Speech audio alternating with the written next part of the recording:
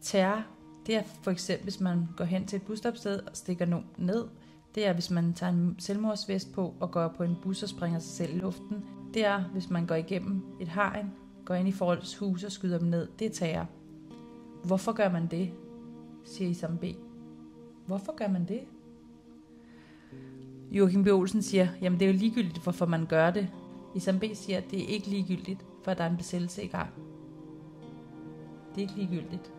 Det er ikke ligegyldigt, om man går hen til et busstopsted og stikker nogen ned. Det er ikke ligegyldigt, om man tager en selvmordsvest på og springer en bus i luften.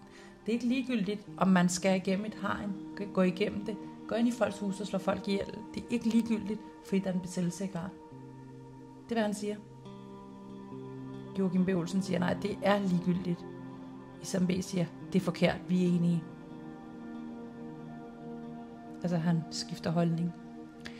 Hvorfor vil du så ikke fordømme det? Isam B. råbende, jeg fordømmer det også. Det er, hvad man kan kalde manipulation og gaslighting.